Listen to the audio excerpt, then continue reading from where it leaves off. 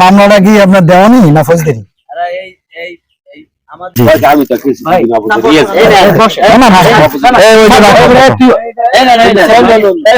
এখানে আসেন, এখানে বসেন আপনি।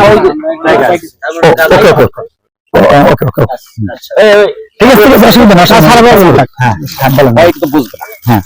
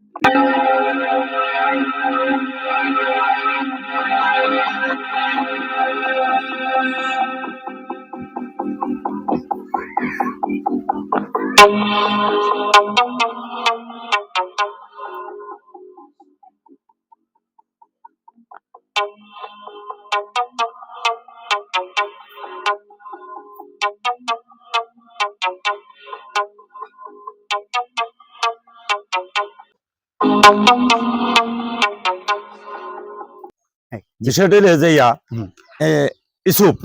ইসুফের বাবা জি মারা গেছে, তার বাপ থাকতে হবে, দাদা থাকতে বললি, ইসুফের দাদা থাকতে বললে মারা গেছে। আচ্ছা আচ্ছা, তখন ওই মুরব্বী জানতে, ওই মুরব্বী না, এরকম বহু ঘটনা ঘটে এলাকায়, জানতে যে ছেলে থাকতে বললিয়া বাবা মারা গেলে ওই ছেলে জমি পাবে না, পায় না। বাবা থাকতে বললে ছেলে মারা গেলে নাতিরে জমি পায় না। ওই সুবাদে এলাকায় বহু দলিল হয়েছে, নাতিকে দলিল দাদাই দিয়ে দিচ্ছে, তো পাবে না, তাহলে আমি মারা গেলে ওরা উড়িয়ে থাকবে। এই ব্যাপারটাই এখানে ওই হয়ে গেছে, দাদার জমি দিয়ে চরে যে তোর দেও দেওয়ার পরে তখন তো আর জানতে না যে আসলে কেন দেশে, তখন পাইবে না, ভাগটা দেশে। এরপরই আইন হয়ে রয়েছে, ওদিকে আইন হয়ে রয়েছে যে দাদা থাকতে ছেলে মারা গেলে নাতিরা সম্পত্তি সমহারে পাইবে, এটা জানা ছিল না খুব। এরপর এসব দেখা যায় আসলে আমি দাদার জমি দেওয়া জমি তো পামই, প্লাস দাদার ভাগের জমি অংশ আমি পাবো।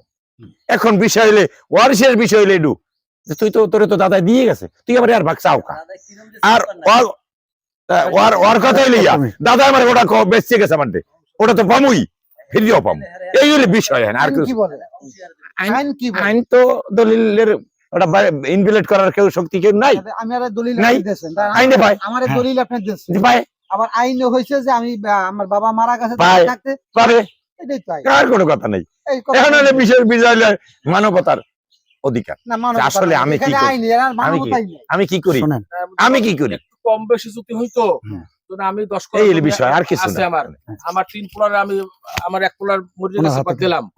এখানে কিন্তু আসলে জিনিসটা হইছে সমহারে, সমহারে বলতে বুঝাইছে একদম সে যতটুকু পাবে ভাগে, মানে দাদার সম্পত্তি যতটুকু সে পোলারা পাবে অতটুকু জমি কিন্তু তাকে দিয়ে গেছে, 1 তিল জমি কিন্তু তাকে ঠকাই যায় নাই।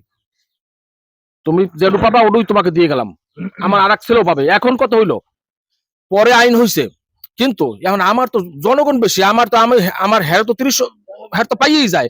এখন এইগুলো ওরা কিভাবে চলবে? জনগণের কেস, আমার হক কি আমি আরেকজনের দিয়ে দেব?